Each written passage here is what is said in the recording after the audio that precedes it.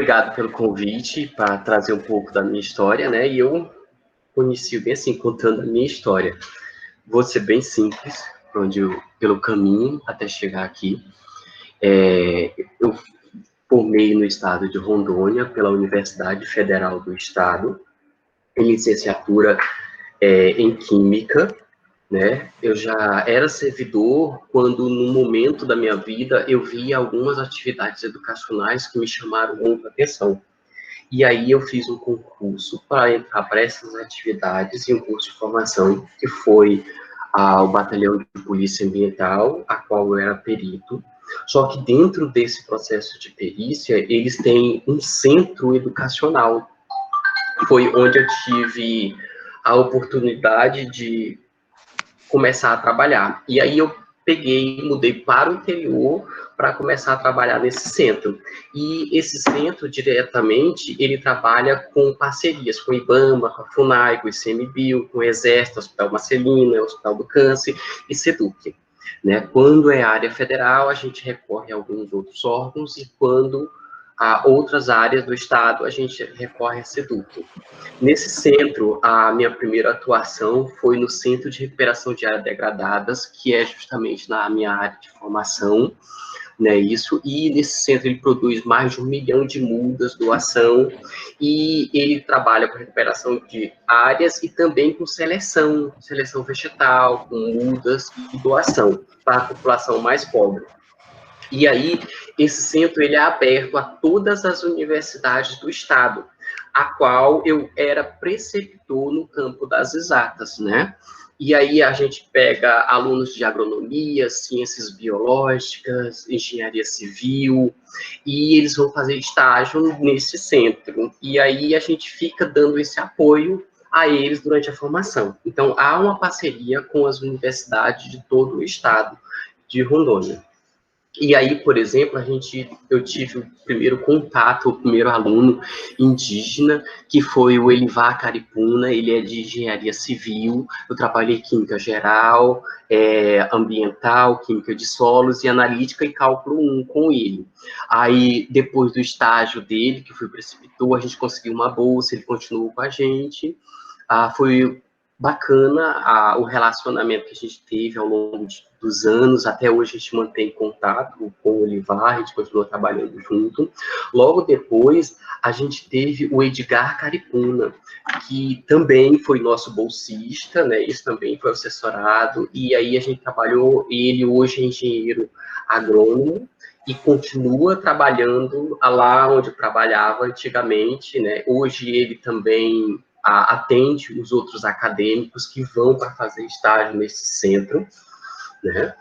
Paralelamente ao CRAD, né, a gente tem o CRAS, e aí esse CRAS a gente trabalha com animais. Então a gente trabalha com povos tradicionais, com o manejo de tracajá, com pirarucu, e aí a gente tem uma parceria com a Universidade Federal de Rondônia para taxonomia de animais. Então, foi o primeiro momento que a gente adentrou a universidade para oferecer algo. Então, a gente trabalha com animais junto ao curso de Ciências Biológicas, ensino de Química, e o curso de Veterinária que tem no interior. Então, além disso, existe um maior centro, que é o CETEA, o Centro Temático de Educação Ambiental. E esse centro atende todo o estado de Rondônia, tanto levando aulas que os colégios pedem, e também abrindo as suas portas, né? E o centro, ele atende desde o ensino fundamental ao ensino médio, também estagiário. É um estagiário. E aí, ele atende todo o centro, também os estagiários da Universidade Federal e das universidades particulares, né? O centro, ele trabalha com ensino de ciências, do básico, né? Isso, ensino de ciências exatas e da terra. Então, ele trabalha com meio ambiente, com o processo de inclusão, de discussão e de atendimento às escolas, né? Também trabalha com oficinas de meio ambiente, reciclagem de papel, e atende as escolas conforme as necessidades que elas solicitam. Então, se tem alunos com dificuldade em ciências biológicas, é deslocado alguns professores ou técnicos para apoiar os professores na atividade, é tipo algo extra, né? Também surgiu a oportunidade do Centro Temático de Educação Ambiental ser amigo da escola, e aí entrou no novo patamar. Com a formação e com a diversificação do centro, a gente conseguiu trabalhar na formação de professores.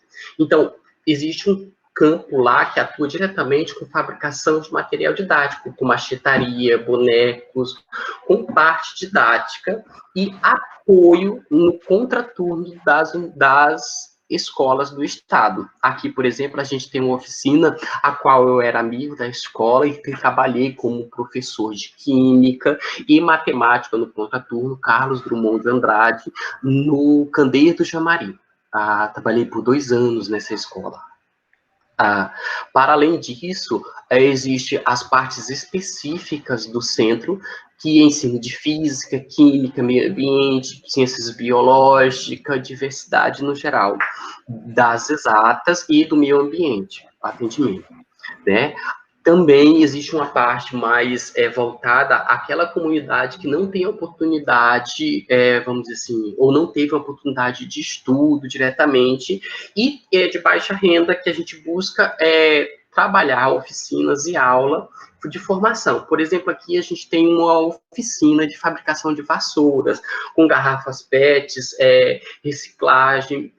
É um centro educacional mais voltado ao meio ambiente, né? A gente tem uma ideia de que os policiais são, no geral, truculentos e que não têm uma boa formação, né? Mas existe casos, assim, de que a gente consegue ser educador, consegue atingir a comunidade, né? Também tem a fabricação de estofaria, de tapetes, uma série de outras atividades empregadas à comunidade mais carente que não está incluso em algum momento, vamos dizer assim, dentro das escolas atendidas. Então, o centro, ele atende de forma educacional as escolas e aqueles de baixa renda, buscando alguma alternativa, também com ressocialização, tá? Esse centro ele tem uma revista que funciona até hoje, né? Isso, e tem uma sala verde que fica os TCCs, as dissertações, e a parte de acervo, de atendimento desses estagiários e das universidades. A gente não atua sozinho, existe também uma Secretaria Nacional que tem os cursos aqui, por exemplo, de educação e docência. São 72 cursos, e eles oferecem desde os cursos técnicos mais simples até os cursos de mestrado, doutorado, voltado na área. A minha pós-graduação, por exemplo, foi pelo Senasp, fui tutor do Senasp na parte de educação, a minha introdução à educação especial foi dentro ou através do Senasp, foi através de um convite muito engraçado. A gente estava atuando dentro do estado e eu fui convidado pela FUNAI e o ICMBio para fazer uma excursão no estado vizinho, no Amazonas, cerca de 80, 100 quilômetros da cidade que eu morava, e aí eu tive contato, a gente foi para os Tenharis e por Marmelo, e a gente fez um ciclo de atendimento às escolas, porque é uma área... Oi. E aí a gente fez um ciclo de atendimento às escolas, né, no Humaitá, que é o Amazonas, eu errei aqui, e aí, quando eu cheguei lá na escola, eu fui convidado para uma escola em Humaitá para falar sobre química orgânica, introdução à química orgânica para o primeiro ano. E aí eu fiz toda a apresentação com material didático, visual, levei vídeo, representações específicas, porque a gente chegava em muitas escolas que só tinha um quadro, que não tinha energia, que não tinha nada, bem interior mesmo. Então, a gente representava, às vezes, um acesso diferenciado a uma aula. E aí eu dei uma aula com todos os recursos visuais, a qual eu tinha aprendido na universidade. Foram 3 dias nessa escola, e aí eu percebi uma aluna toda a aula, ela sentada e sozinha. E aí eu fui perguntar a ela por que ela não estava participando da aula, se ela não estava gostando, químico, né? E ela disse que gostava da aula e que explicava bem, mas que ela era cega. E aí toda a aula que a gente tinha dado ao longo de 2 dias não tinha conseguido atingir aquela aluna. E me bateu isso, né? E eu fui perguntar para ela se ela não tinha máquina de escrever em braille, dessas coisas que eu já tinha uma noção. E ela disse não, que era muito longe de Manaus, demorava muito a chegar de balsa, e ela já estava há 2 anos no ensino médio, primeiro ano do ensino médio, e que ela não conseguia aprender. Mas, para além dela não ter acesso ao processo educacional, né, por alguma falha, algum momento, então eu não tive a formação adequada para ela, era a exclusão dela perante os outros alunos. Ela sentava sozinha, ela fazia as refeições sozinha, ela saía da escola quando o pai ia buscar e quando vinha deixar. Então, ela não tinha um processo de inclusão, que me bateu muito. No primeiro momento, eu voltei à cidade de Porto Velho, comprei uma reglete, um pulsão, levei para ela a 80 quilômetros, e aí eu comecei a estudar o Braille, ver como era que ele funcionava, porque eu acho que me doeu muito ao não conseguir atingir essa aluna. E aí eu descobri, desculpa, e aí eu descobri que o Braille, ele é feito por furinhos, né, escrito de trás para frente, e a gente lê ao contrário, tipo quando a gente olha ambulância no espelho, né?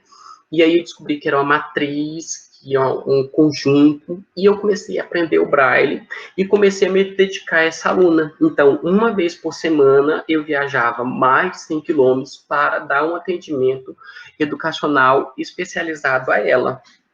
E aí eu comecei a criar mecanismos não para ensinar, vamos dizer, mas para incluir ela no processo educacional. E nessa cidade eu virei amigo da escola, e aí a gente fez umas oficinas, a qual a aluna tinha que sair nas ruas da cidade de Humaitá para recolher garrafas PETs, e com isso, qual era a ideia? Para que todo dia ela saísse 1 hora, supervisionada, é claro, com os outros alunos, para que ela tivesse um convívio, que os outros alunos tivessem um contato com ela. Essa era a finalidade dela sair com os alunos e para essa atividade. E aí a gente levou a aluna para fazer aulas, né, diferenciadas, vamos dizer assim, a qual a gente conseguisse aproximar os alunos cegos, a aluna cega e os videntes, para que tivesse uma melhor comunicação. Ao final desse processo todo, ela ficou conhecendo a comunidade, coisa que ela não já tinha 12 para 16 anos, mais ou menos isso, não me recordo agora. E ela conheceu toda a comunidade, ficou amiga, e aí ela começou a ter uma socialização. Até aqui tudo bem, ela começou um processo de inclusão, mas e o processo educacional? Aquelas garrafas PETs que a gente recolheu, elas foram trituradas, feito um pó, e desse pó elas foram prensadas numa forma de silicone e feito bolinhas de silicone.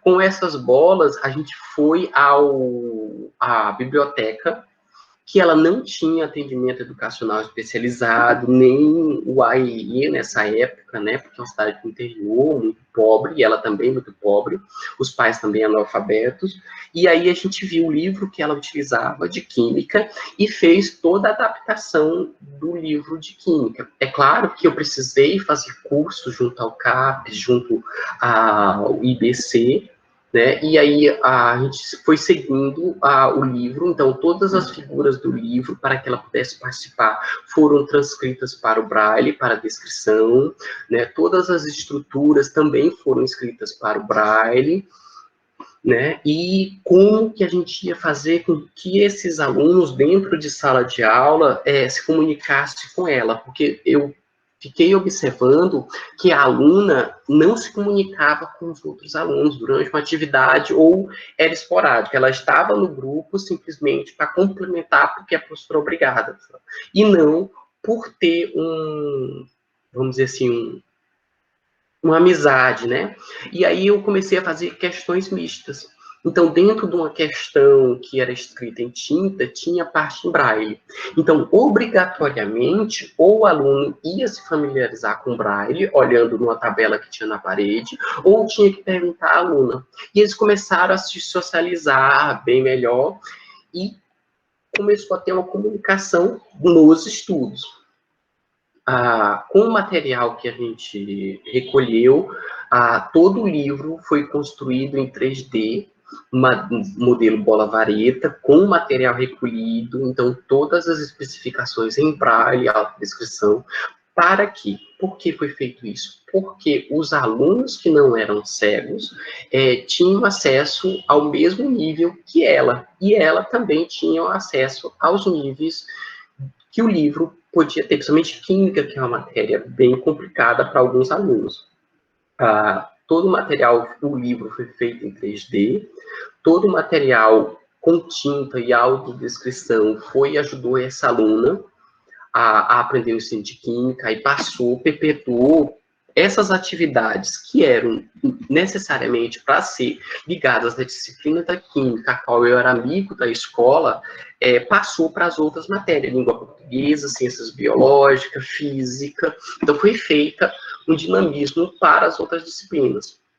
Depois eu peguei esse material também, testei em outros alunos cegos para ver se eles gostavam do material, qual era a avaliação, as correções dos erros, né? Essa aluna, eu comecei a atividade com ela em março e ela foi até novembro, ela conseguiu um salto, ela fez a disciplina, conseguiu aprender. Eu acompanhei essa aluna até a universidade. Hoje a Jéssica ela é formada em pedagogia pela UFAM, né? O TCC dela é esse relato de experiência, a qual ela foi inclusa. Ela casou com um dos alunos da oficina, tem filhos, e ela hoje, vamos dizer assim, tem autonomia, tanto educacional quanto social, que eu acho que era o meu princípio, era a minha ideia na época. Com isso, eu já mudei de área, fui trabalhar no hospital, já saí do batalhão e mudei para a capital. Com os cursos de formação, eu fui convidado para a SEDUC e aí eu comecei a trabalhar com a formação de professores. Então, os professores das escolas vinham do interior para fazer um curso na capital de uma semana, a qual a parte de educação especial eu dava apoio e apresentava os trabalhos e também a fabricação de material e braille. Inclusive, as escolas indígenas, os professores, algumas escolas indígenas, por algumas vezes, vieram também para ser atendidos. Né? Aí esse curso de formação tinha o curso de braille, o curso material didático, e algumas vezes eu era convidado para ir às escolas do interior trabalhar algum processo de inclusão, alguma metodologia. Aqui uma reportagem que saiu da época, né, do AEI, a qual eu estava dando treinamento no Rondon Palace Hotel, para os professores do Estado, através da SEDUC. Com esse material, eu fui parar na Intec, Agência de Inovação. Esse material virou uma patente de desenvolvimento e inovação, né, de design. Esse material, todos os direitos foram doados, ou então eles estão em processo de doação, porque também não é assim, mas o acesso é livre para a reprodução tanto do Instituto Benjamin Constant, quanto na Bahia, quanto do Orieno Will. Eu entrei na Universidade Federal, a Universidade Estadual de Londrina, passei também por outras universidades, que foi Jandaia do Sul, na Unesp, na UFPB e no Laboratório de IA. Nesse processo de formação, né, eu fui parar no Instituto Federal. No Instituto Federal, eu entrei como braillista, né? Logo depois me tornei coordenador do NAPNE. O meu primeiro contato com indígenas aqui do estado, o Anoká Caripuna, que ele é de matemática, e eu era preceptor também, trabalhava com PIBID. E aí a gente trabalhava, porque no Instituto Federal, todas as turmas de licenciatura têm a inclusão de matérias de educação especial, e eu trabalhava Braille em todas os cursos de licenciatura. E um indígena atendido por mim, que é o indígena de matemática, né, no Instituto Federal. Nesse meio termo, eu fiz o concurso para o Instituto Baiano, passei no Instituto Baiano, mas no mesmo mês eu fiz o concurso para a Universidade Federal do Amapá, Oiapoque, e aí eu já tinha tomado posse no Baiano, mas eu optei pela Universidade Federal, porque é uma área que eu me identifico mais, né, porque também no mestrado eu trabalhei com o etnoconhecimento de plantas, a qual ele também me ajudou, né, nesse processo, que eu tirei o CISB, o CEGEM, né, para pesquisa. Do Instituto Federal, eu entrei para ser revisor do livro didático. Esse ano de 2020, eu diagramei o livro de matemática, então vem o livro escolhido pelas escolas do Brasil, e aí eu diagramo ele, transcrevo ele para o Braille, e aí eu reenvio para análise, né? Esse ano foi 100% aprovado, porque ele passa pela Dorina Will, pelo Instituto Benjamin Constant e pelo CAPES, né? Então, aqui no estado tem eu e o revisor também, o Oberdan, que trabalha com o livro didático. Para 2020, eu já estou trabalhando no próximo, né? Que é só aguardar e com as normas. Eu entrei também para ser revisor do INEP. Então, eu trabalho na área de ciências da natureza. Então, quando tem o Enem, quando vem a prova em Braille, né, eu trabalho junto com a leitura, ou então tirar dúvidas, ou então a linguagem de código que possa estar errado da prova, tá? E aí a gente faz esse atendimento educacional. Paralela já à minha atividade, que foi agora 2020, a transcrição do livro didático de matemática, e ano passado, do Enem. Há algumas publicações que eu tenho ao longo desses 2 últimos anos, né? Isso, uma que eu gosto muito, que é a varredura aqui da educação dos 10 últimos anos no Amapá, Qualis A1, fator de impacto muito bom, né? Aceito pela universidade, pela revista de educação.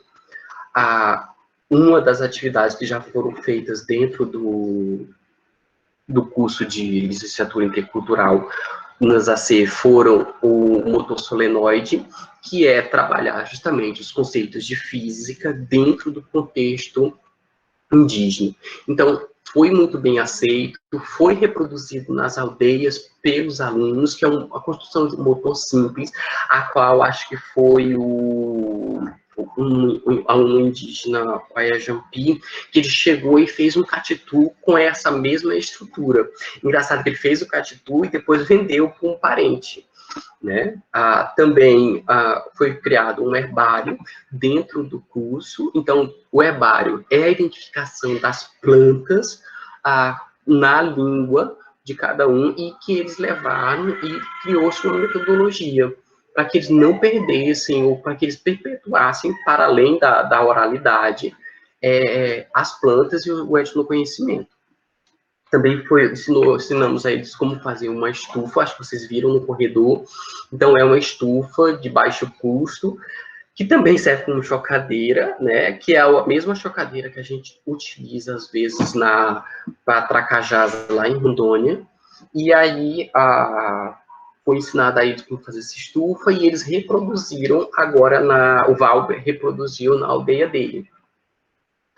Jogos matemáticos também, a gente trabalhou geometria e seu processo, né? Então, foi um etnoconhecimento dentro do ensino da matemática, da física e da química, e eu venho trabalhando dessa forma com eles. Sempre eu pergunto qual a necessidade, o que é que eles buscam, né? E aí a gente traz para pontos das exatas dentro do conhecimento de cada um.